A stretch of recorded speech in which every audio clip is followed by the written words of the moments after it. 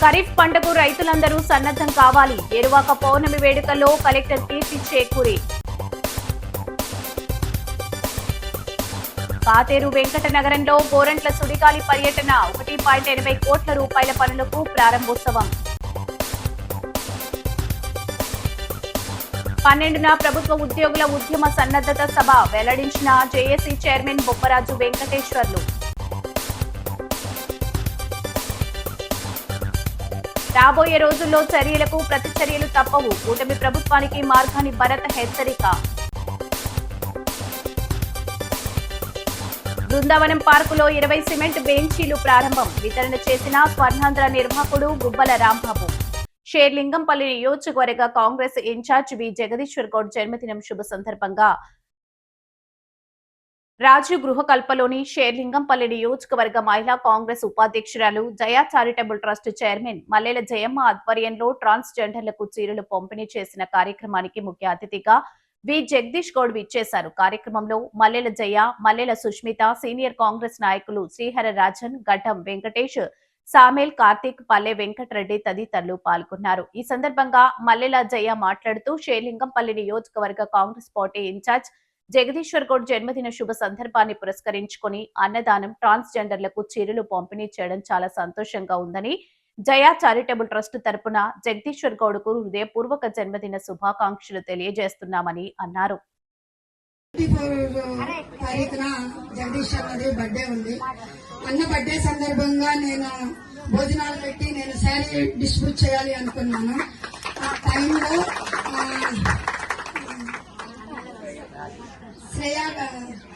Transgenders ఆ టీంలో వాళ్ళు లేరు.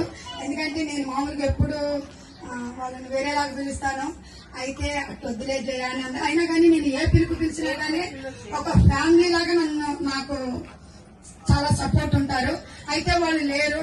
వాళ్ళు లేనప్పుడు నేను చెప్పాను రాధాకి, శ్రేయాకి, వీళ్ళకి చెప్పాను, శ్రేయా, రాధా అన్న అయితే లేడు, మరి మీరంటే లేదు, మేము అన్న చేతుల మీదుగా తీసుకుంటాము అని అన్నారు. అందుకని నేనేం చేశానంటే అన్నయ్యకి ఫోన్ చేసి, అన్నయ్య మీ చేతుల మీదుగా తీసుకుంటారంటే ఖచ్చితంగా మీరు రావాలి. ఎందుకంటే మొన్న అయితే అన్నదానం చేశాను, కానీ ఇప్పుడు కూడా అన్నదానం చేస్తాను, నీ చేతుల మీదుగా వాళ్ళకి శారీ డిస్ట్రిబ్యూట్ చేయాలన్నయ్య. నా కష్టాల్లో సుఖాల్లో ప్రతి ఒక్క టైంలో నా దగ్గరికి వచ్చి నన్ను ఆశీర్వదించి, నన్ను మందలించి, పలకరించి ఇదే గల్లీని వెళ్తారు. కానీ నాకు అది చాలా హ్యాపీ అనిపించింది. వాళ్ళని ఏ రోజు నేను ఆ లెక్కలో చూడలేదు. వాళ్ళు కూడా నన్ను ఏ రోజు చూడలే. వాళ్ళ ఇంట్లో ఫంక్షన్లు అయినా నన్ను పిలుస్తారు. అందరూ అంటారు ఇది అలానికి తిరిగి అది ఇదని. కానీ దగ్గరికి వెళ్ళి చూస్తే వాళ్ళ మనసులు అర్థమవుతాయి. వాళ్ళ మనసులో నాకు పూర్తిగా అర్థమైంది. వాళ్ళకి నేను ఎప్పుడో మాట ఇచ్చాను. మా అన్న చేతుల మీద ఒకరోజు శ్రీహరి గారు చెప్పారు, ఏమనంటే నేను మీ గురించి చెప్తున్నప్పుడు, జయక వాళ్ళందరినీ పిలిచి ఒక మీటింగ్ పెట్టాక అన్నాడు. ఎప్పుడు 2 years క్రితం. మళ్ళీ మధ్యలో చెప్పాడు, నేను ఎప్పుడూ చేయలే. కానీ ఈ సందర్భం ఇంత మంచి రోజు, మా అన్నయ్య పుట్టినరోజు వచ్చితే నేను ఎప్పుడు ఊహించుకోలేదు. అందుకని మా అన్నయ్య చేతుల మీదుగా ఆ శారీ డిస్ట్రిబ్యూట్ చేస్తాడు. అట్లానే నేను ఒకప్పుడు సోషల్ సర్వీస్, ఒకప్పుడు కాదు నేను ఎప్పుడు చేస్తున్నాను. కానీ అప్పుడు అనఫిషియల్ గా చేశాను. ఇప్పుడు అఫిషియల్ గా చేయాలి అని నేను ఒక ట్రస్ట్ పేరు పెట్టుకొని, అప్పుడు నా కష్టార్జితమే, ఇప్పుడు నా కష్టార్జితమే. ఎవరి దగ్గర నేను ఎక్కడా 1 రూపాయి తీసుకున్నది లేదు. అది మీ అందరికీ తెలిసిందే. కానీ ఇప్పుడు ఇంకా కొంచెం నేను జనానికి హెల్ప్ చేయాలన్న కాన్సెప్ట్ అయితే నాకు ఉంది. అలా చేయాలని మనస్ఫూర్తిగా కోరుకుంటున్నాను. మా అన్నయ్య ఆశీర్వాదం, ప్రేమ, అభిమానాలు మా కుటుంబంపై ఉండాలని, ఈ ఆర్జీకే జనం పైన, పాపిరెడ్డి కాలనీ పైన ఉండాలని. కాంగ్రెస్ పార్టీలో మా అన్నయ్య చాలా గొప్ప వ్యక్తి. నిజంగా మా అన్నయ్య అంటే ఆ ప్రేమ, అభిమానం నేను ఎక్కడ చూడాల. ఇన్ని సంవత్సరాల సర్వీస్ లో తెలియదు. మంచి చాలా కనెక్ట్ అయిపోయా. ఎప్పుడు ఎవరు లేరు అని చాలా లోలీగా ఫీల్ అయ్యేదాన్ని. ఎందుకంటే ఒక్క దాన్ని అందరూ యాక్సిడెంట్ గా చనిపోయిన ఒక్కదాన్ని. అమ్మ, నాన్న, అన్నదమ్ముళ్ళు ఎవరు లేరని ఫీల్ అయిపోయా.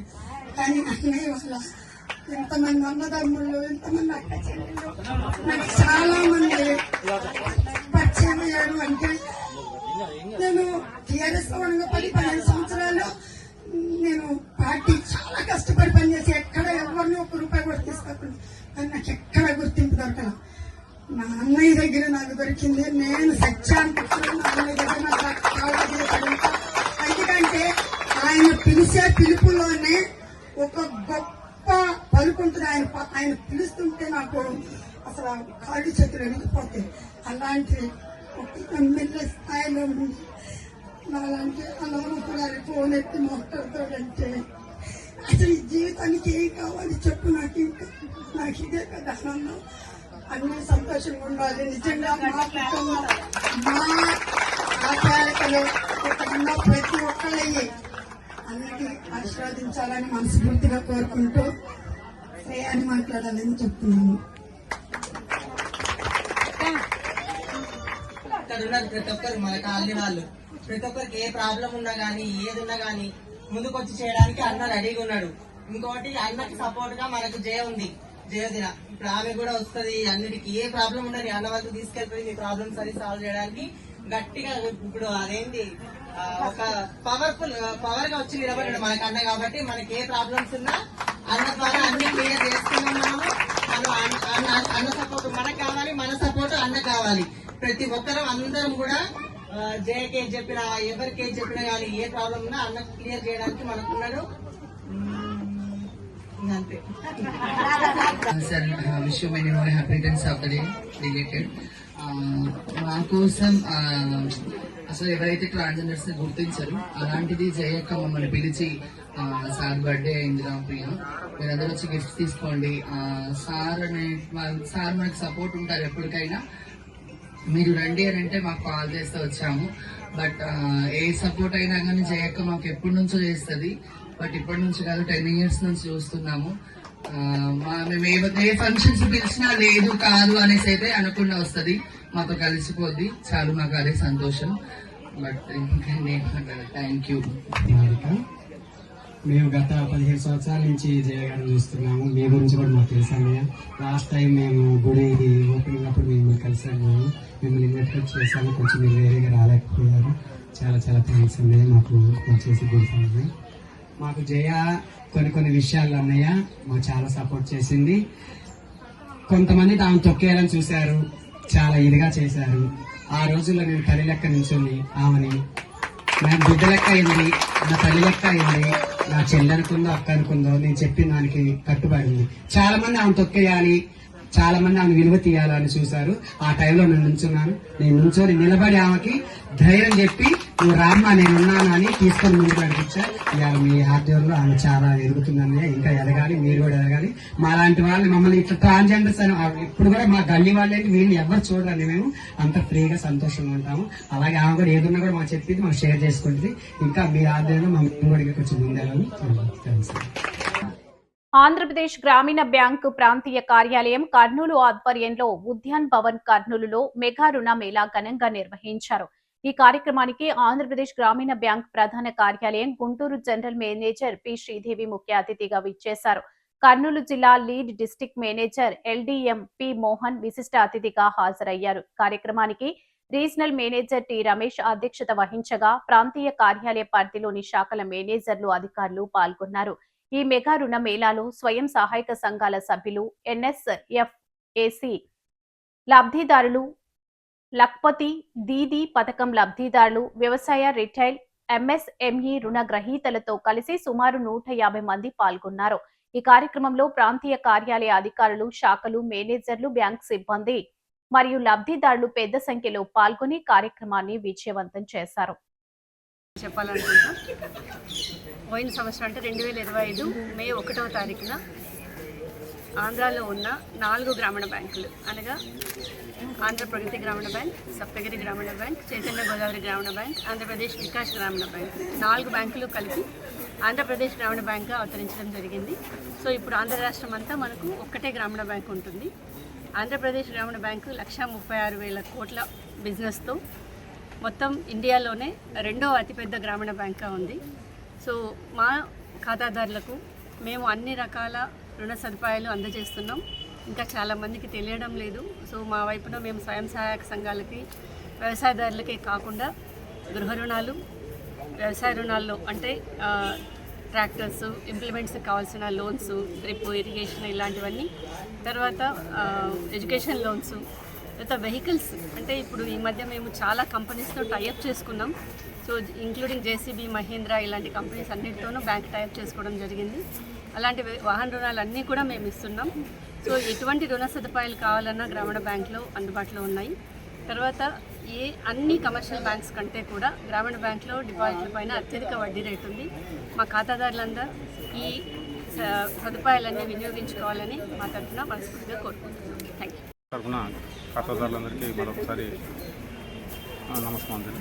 ఈరోజు రుణ వితరణ కార్యక్రమంలో మనము భాగంగా దాదాపుగా 30 కోట్లు మనం ఇక్కడ డిస్బర్స్ చేయడం జరిగింది. దాంట్లో స్వయం సహాయక సంఘాలకైతేనేమి, అదేవిధంగా సెంట్రల్ గవర్నమెంట్ ప్రతిష్టాత్మకంగా తీసుకున్నటువంటి ప్రతి మహిళను కూడా వ్యాపారవేత్తగా తీర్చిదిద్దాలనే ఉద్దేశంతో తీసుకొచ్చినటువంటి లక్ష్మీ స్కీమ్ కింద, అదేవిధంగా ఎన్ఎస్ఎఫ్డిసి స్కీమ్ కింద వివిధ స్కీమ్స్ కింద మనం ఈరోజు లోన్స్ మంజూరు చేయడం జరిగింది. అదేవిధంగా గ్రామీణ బ్యాంకులో మనం ఇక్కడ రీజనల్ ఆఫీసులో సెంట్రల్ ప్రాసెసింగ్ సెల్ ఏర్పాటు చేసి రుణాలన్నింటినీ కూడా త్వరితగతిన మంజూరు చేస్తున్నాము. ఖాతాదారులు దీన్ని గమనించాలి.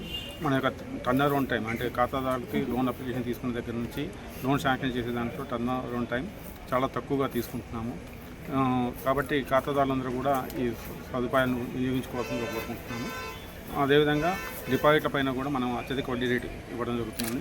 కాబట్టి మా ఖాతాదారులు వీటిని ఉపయోగించుకొని బ్యాంక్ సేవలు మరింత ఉపయోగించుకోవాల్సిందిగా కోరుకుంటున్నాం. లక్షడ్పేట మున్సిపాలిటీలో అక్రమాల పర్వం. విజిత్రావు ఆరోపణ. ఎమ్మెల్యే చర్యలు తీసుకోవాలి. సమావేశాన్ని బహిష్కరించిన బీఆర్ఎస్ కౌన్సిలర్లు. లక్షడ్పేట మున్సిపాలిటీలో అక్రమాలు యథేచ్ఛగా జరుగుతున్నాయని బీఆర్ఎస్ రాష్ట్ర నాయకులు నడిపెల్లి విజిత్రావు తీవ్రస్థాయిలో ధ్వజమెత్తారు. మంగళవారం స్థానిక విశ్రాంతి భవనంలో ఏర్పాటు చేసిన విలేకరుల సమావేశంలో ఆయన మాట్లాడుతూ పట్టణంలో చేపట్టిన రోడ్డు వెడల్పు పనుల్లో మున్సిపాలిటీ అధికారులు పెద్ద ఎత్తున అవకతవకలకు పాల్పడ్డారని ఆరోపించారు. 100% ఒక 20-25 లక్షలు ఓన్లీ వాళ్ళు ఈ పైసలు తీసుకోవడం కోసమే రాసుకున్నారు. ఈ తీర్మానాలన్నీ తప్పని చెప్పి మేమందరం గౌరవంగా సభ్యులం ముగ్గురం కలిసి నిరసన తెలియజేసి వాకౌట్ చేసి రావడం జరిగింది. ఖచ్చితంగా ఈ తీర్మాన కాపీని వాళ్ళు మాతో పాటు కాంగ్రెస్ సభ్యులు కూడా వ్యతిరేకించిండ్రు. దీన్ని ఆమోదించద్దని చెప్పి ముక్క కంఠంగా అందరం మేము కౌన్సిలర్ గారికి, చైర్మన్ గారికి చెప్పి బయటకు రావడం జరిగింది. ఈ అంశాలన్నింటినీ వ్యతిరేకించినటువంటి రాజు కానీ, సుజాత, గోపి సుజాత, తర్వాత రాయలింగన్న, సువర్ణ, 5-6 కౌన్సిలర్ అందరూ దీన్ని వ్యతిరేకించిండ్రు. అన్ని అంశాలన్నీ తప్పులు తడకగా వాళ్ళ ఇష్టానుసారంగా రాసుకోవడం కోసం, పైసలు డ్రా చేయడం కోసం రాసుకున్న తీర్మానం కాబట్టి అందరు సభ్యులందరం ముక్కుముడిగా దీనికి మేము వ్యతిరేకించినాం. దీనికి వాకౌట్ చేసి మేమందరం బయటకు రావడం జరిగింది. లక్షడ్పేట మున్సిపాలిటీ పాలకవర్గం మీటింగ్ పెట్టింది. దానికి ఒక ఎజెండా బీఆర్ఎస్ పార్టీ సంబంధించిన మా ముగ్గురు కౌన్సిలర్లు తిరుపతి గారు, సుధాకర్ గారు, జమునా గారు ముగ్గురు కూడా ఏదైతే వాళ్ళు ఆ తీర్మానం పెట్టినరో దాన్ని వ్యతిరేకిస్తూ నిరసనగా వాకౌట్ చేయడం జరిగింది.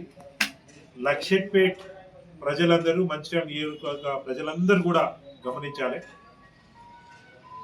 ఎంత అవద్దాలంటే ఎమ్మెల్యే గారు చెప్తారు అందరూ స్వచ్ఛందంగా కులగొట్టుకోవాలి అని చెప్తారు. ఇవాళ లక్షడ్పేటలో ఏదైతే కులగొట్టుడు కార్యక్రమం జరుగుతుందో వాళ్ళే చేసి మాట్లాడుకున్నారు, లేదా ఏదైనా ట్రాక్టర్లో వాళ్ళు వీళ్ళు వచ్చి ఆ చెత్త ఏదైతే ఉందో, ఆ కులగొట్టిన మెటీరియల్ ఏదైతే ఉందో అదంతా కూడా వాళ్ళే తీసుకుపోయారు. ఇక్కడ మున్సిపాలిటీ తరఫున జేసీబీలు పెట్టినట్టు, మున్సిపాలిటీ దాన్ని ఎత్తిపోస్తున్నట్టు ట్రాక్టర్లు పెట్టినట్టు ఒక 50,000 ఒక 12 సార్లు పెట్టినారు. కాంగ్రెస్ పార్టీ కౌన్సిలర్లు కౌన్సిల్లో చెప్పిన మాట ఏంటంటే ఎక్కడెక్కడైతే జేసీబీ అని రాసినదో అవన్నీ పక్కకు పెట్టండి, దాన్ని మేము ఆమోదించమంటాం. మెజార్టీ కాంగ్రెస్ పార్టీకి ఉన్న ఇవాళ ఈ తీర్మానాన్ని ఇటు బీఆర్ఎస్ పార్టీ, మిగతా ప్రతిపక్షం, అదేవిధంగా కాంగ్రెస్ పార్టీ వాళ్ళు మొత్తానికి మెజార్టీ సభ్యులు దీన్ని వ్యతిరేకిస్తున్నారు. ఎందుకు వ్యతిరేకిస్తున్నారు? అవినీతి కళ్ళకు కొట్టొచ్చినట్టు కనిపిస్తుంది. ఇది కనుక పాస్ అయి కాంగ్రెస్ సభ్యులు బయటకు పోయినా ప్రజలు వాళ్ళు అడిగేటట్టున్నారు. అవునా, మొత్తం మేము జేసీబీలు పెట్టుకున్నాం, చెత్త మొత్తం మేము తీసేసుకున్నాం, ట్రాక్టర్లు వచ్చి తీసుకుపోయారని చెప్పిండ్రు. మీరు కులగొట్టుడే కాకుండా మాకు నష్టం చేసి 50,000 నిజంగానే ఏ తప్పు చేయకపోయి ఉంటే మొత్తం స్టేట్మెంట్ ఇచ్చి దానికి ఒక టెండర్ పిలిచి ఆ విధంగా చేసినా ప్రజలు నమ్ముతుండే. సిద్దిపేట మున్సిపాలిటీ ఆదాయం ఎంత, దీనికోసము స్టేషనరీ కోసం 2 లక్షలు పెట్టారు. ఇవాళ ఒక సభ్యుడు మాట్లాడుతున్నాడు బీరువాల కోసం ₹1,00,000 పెట్టిండ్రు.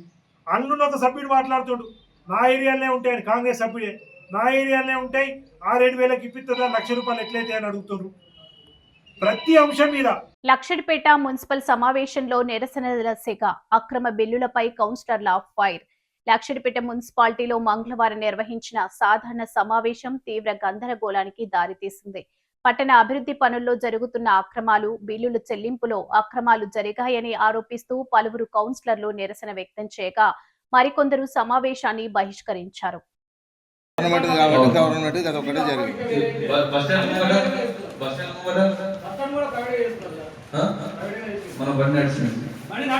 మన బండి నడిచింది కాదు సార్, 10 నిమిషాలు 5 నిమిషాలు 7 నడిచాడు. పైసలు ఎట్లా తీసుకోవడం కోసం తయారు చేసిన జీవో తప్ప వేరే ఏది లేదు. ఏమన్నా తీర్మానం మనకు 50,000 మీరు డిక్లేర్ చేసి తర్వాత ఈ 40,000 మొరం ఇక్కడ డంపింగ్ చేసి మొరం అక్కడ గోదావరి మళ్ళా మరి రాడ్ ఉండే కదా సార్, రాడ్ ఏమైంది సార్, రాడ్ ఎందుకు అమ్ముకున్నారు సార్? ఇప్పుడు ఇక్కడ అది బిల్డింగ్ ఉండే కదా, ఆ బిల్డింగ్ కూలగొట్టినప్పుడు రాడ్ వచ్చింది, ఆ రాడ్ ఎవరు అమ్ముకున్నారు సార్? జేసీ పెట్టి వస్తాయి, ట్రాక్టర్ వస్తాయి, ట్రాక్టర్ ఉంటుంది కదా సార్. ఇప్పుడు జేసీ మనది ఉండదు, ట్రాక్టర్లు మనం ఉండవు, అది కాంట్రాక్టర్కి వెళ్తుంది. అది మనకేం సంబంధం సార్? పైసలు ఎట్లయితే తీసుకోవచ్చు దానికోసం తయారు చేసి 50 అయితే ఎవరికి సంబంధం లేకుండా డబ్బు తీసుకోవడం. మనం సపరేట్ టెండర్ అట్లాంటి ఏం వేయలేదు కదా, టెండర్ అంటే ఏం వేయలేదు కదా. టెండర్ అయినట్టు మేము ఆయన అడిగిన జేసీ అయినను మీరు ఇక్కడ చేస్తున్నారు కదా, ఈ మొరం ఎక్కడ జరుగుతున్నది, ఈ ఆర్డర్ చేస్తున్నారు మీకు అంటాక నాకు టెండర్ వచ్చింది. మేము కమిషన్ అడిగిన, చైర్మన్ అడిగిన, వైస్ చైర్మన్ అడిగిన, సార్ నాకు 10 వేస్తే కదా, వేసేది కదా నా వాడలా కొంచెం బాగా వేస్ట్ కదా. అక్కడ లో లైన్ ఏరియా ఉంది, అది చేసి అలా వేయకపోయింది, అదే వేయకపోయింది. కానీ ప్రైవేట్ ల్యాండ్లలో ఈ మొరం ఎందుకు పోతుంది? ప్రైవేట్ ల్యాండ్ పోయలేదు సార్, 100% పోలేదు. నిన్న బ్రేక్ అయింది కాదు బిల్డింగ్ దగ్గర ఫస్ట్ వాటికి సంబంధించి ఆ కెనాల్ పక్కన ఒక ఖాళీ స్థలం ఉంది. ఆ ఖాళీ స్థలం దగ్గర 350 ట్రిప్పులది దుబ్బపోయింది. ఎట్లా పోయింది సార్? అది కులగొట్టింది. ఇప్పుడు చూపిస్తారండి సార్, మీరు ఇప్పుడే తక్షణమే సమయం ఇస్తే అది మొత్తం లోపల దిగబడ్డ ఫ్లాట్ మిమ్మల్ని ఇంక్లూడ్ చేసుకుంటే పైసలు తీసుకుంటే వేరు, జీవో పెట్టుకుని వేరు. 40,000 ఏదైతే పెట్టిరో ఇళ్ళకే ట్రాక్టర్ నడిచింది సార్. అది మేము కలర్ చూసినాం. మరి మా కళ్ళు తప్ప